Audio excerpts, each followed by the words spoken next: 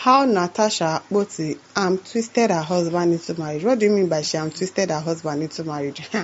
They don't start agenda. They won't start agenda. How Natasha serial sexual blackmailer twisted her husband into marriage as emerged.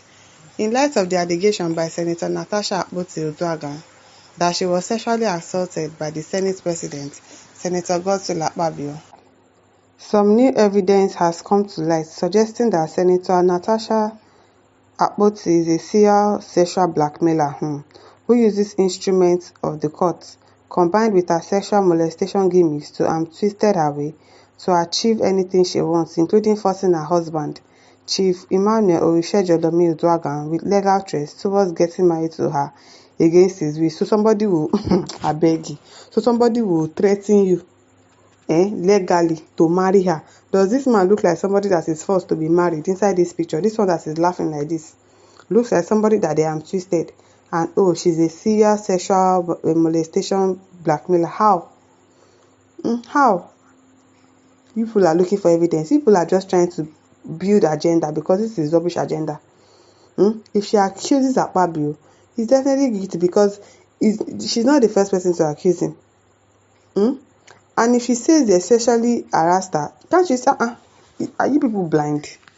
Are you people blind? She doesn't look like somebody that will be sexually harassed all the time. So a grown-up man like that with bed, somebody will now force him to marry her. How? You use I don't like you. You will now force me to marry you because you have something against me. You have a legal threat against me. I will now marry you out of her. That's not possible. That's a lie. In a letter addressed to Chief Emmanuel Orisejolomi in 2020 by Indemnity Partners, the legal representative to Senator representing Kogi Central, Natasha Akpabio, the letter which is currently making the rounds, Natasha Akpabio claimed that sometime in 2018, Oduaghan made persistent amorous advances to her and she capitulated only after he repeatedly made promises of marriage to her. She claimed that Oduaghan would later try to kill her through food poisoning in a bid to abort the pregnancy she had for him, thereby demanding 10 billion naira as compensation under a 7-day ultimatum. Why did you try to abort her pregnancy? Why did you try to abort her pregnancy? The letter read in part, you demonstrated the assurance of marriage by parading before the world and notable personalities as your wife. Corroborative evidence of this abounds. And how does this correlate with the matter at hand? The business of she and her husband, it doesn't concern us. If she married her husband by force and that one to marry her, concern us. So what is at hand now is the fact that Akpabio sexually harassed her. And that is the issue we are talking about. People should stop all this. She twisted her husband to marry her. What's our business with that? Concern us. So many people twisted their husband to marry them. That's their problem. And that man does not look like somebody that was forced to get married to Natasha. I don't understand. Somebody will force you to marry her because of what? In reciprocation, our client dutifully became subservient to you in anticipation of marriage with a law degree and MBA under her belt. She also became your financial and business advisor and was particularly instrumental in your successful acquisition of a gas asset worth about $105 million, a hotel and other investments. She has competence in oil and gas. By your insistence, you curbed her interest in the 7 billion naira NDDC SME DAN project and made her virtually cease all economic and business pursuits except with your whimsical approval. We are instructed that in the course of the relationship, our clients conceived an ectopic pregnancy, which led to the rupture and loss of her left fallopian tube and ovary. She had a near-death experience from this occurrence. As you may be aware, ovary loss could compromise the menstrual cycle. It was in this state of poor health that you savagely beat her up by raining severe blows on her body and strangling her neck, thereby inflicting injuries on her. The time was around 8 p.m. on May 6, 2020 at your Port Harcourt residence. Video and other evidences of this are available.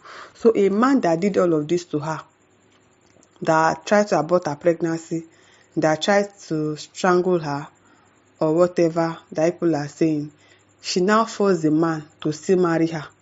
Really? Now wow. Now they try. He said video and other evidence of this are available. We are further briefed that on the heels of recovering from the agonizing ectopic experience, she nevertheless took in once again in September 2020 and happily notified you. Can you imagine? Contrary to her expectation, you displayed a cold and undisguised displeasure by insisting on an abortion of the pregnancy.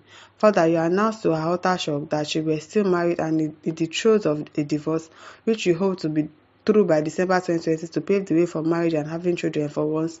You were flatly turned down by our client. Undeterred by a refusal, you conspired with your steward, one Mr. Monday, and served our client a special vegetable meal to induce an abortion of her pregnancy. It was a typical buffet dinner setting with a number of your friends and associates on the 18th of September 2020 at Port Harcourt, but Monday, out of character and without prior solicitation by our client, emerged from the kitchen with the vegetable dish solely for her consumption. Unsuspectingly, she ate out of the vegetable. It was a poisoned chalice, and the deadly effect led to a medical emergency, miscarriage and loss of twins by her on 27th October 2020 at Reddington Hospital, Victoria Island, Lagos. What's our business with all this story? What's our business with all this her husband, how she married her husband's story? We don't need this information now. It is against the foregoing that you have also outrightly repudiated your much avowed resolve and promised to marry our client after subjecting her to slavery and servitude for about 3 years, coupled with virtual loss of esteem and identity. She went ahead to marry the person that treated her like this. I don't want to believe that, oh, this man did all of this to her and she still went ahead and married the man. But it's none of our business. What is the matter at hand is Akpabio and Natasha. This is not a matter of her husband or how she married her husband or whatever it is that transpired between them that made the husband marry her by force because he didn't have an option, whatever. We are not concerned, we are not bothered about it, I beg. Carol John says, do you know how many times your wife hand twisted you to marry her? Abio, they say they am twisted. No family value except money and immoral value in Nigeria. If not, people like Akpabio and Wiki are not supposed to be in government. We all know there are many things wrong in our so-called democracy. There is no democracy in Nigeria. That one is an obvious fact. We don't have any democracy in this country. Uche Olamo says, how does this situation concern our current audit? I don't know. I don't know why you are talking about her husband in this matter. How she married her husband in this situation. I don't understand you people. Edo Bodona says, blackmailers, let them go to court. With that, Abi, go to court. What's all this one? Abiodun Jerome says, what's the relationship between this and Akpabio'S case? You in fact driving the nail of conviction to the allegations against the SP? Exactly, because I don't understand how it correlates. I beg, we are not interested in how she married her husband. My listener, over to you. Leave your thoughts in the comment section. Don't forget to like, to share and subscribe. Thank you for listening. See you some other time. Bye.